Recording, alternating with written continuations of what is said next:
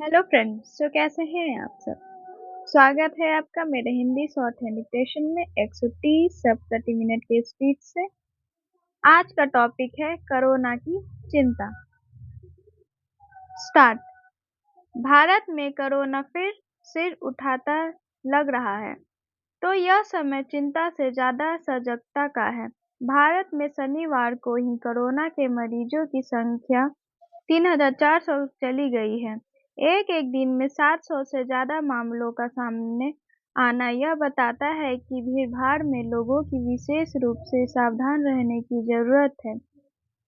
काफ़ी दिनों बाद फिर कोरोना से लोगों की जान जाने लगी है। ध्यान रहे, देश में अब तक कोरोना से मौत के दर्ज मामले 3,33,332 हो गए हैं। देश में 4.5 करोड़ लोगों को अब तक कोरोना हो चुका है। ज़्यादा चिंता कोविड-19 सब वेरिएंट JN1 की है। शनिवार इस वायरस से पीड़ितों की संख्या 20 के पार चली गई थी। जाहिर है, स्वास्थ्य विभागों को वायरस को फैलने से रोकने के लिए जरूरी सावधानी बरतने के लिए मजबूर होना पड़ रहा है। केंद्रीय स्तर पर भी बैठकों का दौर चल रहा है। चिकित्सकों और वैज्ञानिकों के स्तर पर भी वायरस की निगरानी पहले की तुलना में बढ़ा दी गई है और यह देखा जा रहा है कि वायरस का संचरण कैसे हो रहा है और मुकाबले के लिए किस स्तर के इंतजाम करने पड़ेंगे। वैसे यह अच्छी बात है कि कोरोना के नए सब वेरिएंट के मामले ज़्यादा गंभीर नहीं हैं, लेकिन यह माना जा रहा है कि इसका संक्रमण तेजी से हो सकता है। विशेष रूप से पहले से अवस्थ लोगों को ज़्यादा सावधान रहना होगा।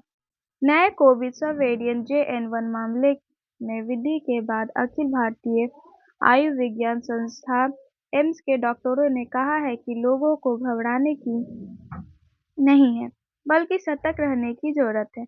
वैसे यह अनुमान पुराना है कि ऐसे वेरिएंट और लहरें आगे भी आएगी, पर धीरे-धीरे मृत्यु दर और रुग्णता में कमी आती जाएगी। डेल्टा जैसे खतरनाक वेरिएंट नहीं आएगा, लेकिन बीमारी के वायरस मानव शरीर में मजबूती से जीवित रहने या रूप बदलने की कोशिश करेंगे। ऐसे में जिन लोगों की रोग प्रतिरोधक क्षमता अच्छी होगी, जीवन शैली अच्छी होगी, खान-पान सही होगा, ऐसे लोग बीमारी से आसानी से लड़ पाएंगे। यह नया वायरस ओमिक्रॉन वायरस से के निकट का बताया जा रहा है और केंद्र सरकार के निर्देश पर अनेक राज्यों में इसके नमूने एकत्र किए जा रहे हैं। ज़्यादा चिंता केरल के कर्नाटक में जताई जा रही है। कोरोना के ताज़ा आंकड़े भारत में बड़ी चिंता की बात नहीं है। वैसे यह ध्यान रखने की बात है कि दुनिया में कोरोना अभी खत्म नहीं हुआ है। हर सप्ताह 4 लाख से ज़्यादा मामले सामने आ रहे हैं और सर्वाधिक खराब स्थिति रूस की है, उसके बाद सिंगापुर और इटली का स्थान है। क्या इन देशों से आने वाली रोगों की विशेष निगरानी की जरूरत नहीं है? एयरपोर्ट पर जांच बढ़ाना गलत नहीं होगा। किसी यात्री को परेशान न किए जाए, लेकिन किसी मरीज को भी भीड़ में जाने से रोकना सही कदम है। यह बात छिपी नहीं है कि अर्थव्यवस्था में जब तेजी आई है तो यात्राओं का पुराना दौर लौट आया है और विश्व स्तर पर बड़े पैमाने पर आवागमन हो रहा है। बीमारियों के भारत आने की आशंका भी बढ़ी है।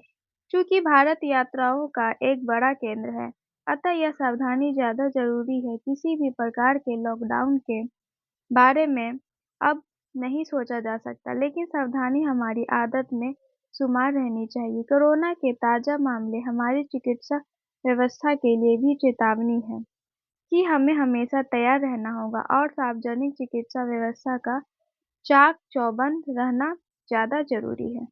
समाप्त। ये डिक्टेशन आप सबको कैसी लगी मुझे कमेंट में ज़रूर बताएं और लाइक सब्सक्राइब करना तो बिल्कुल भी ना भूलें।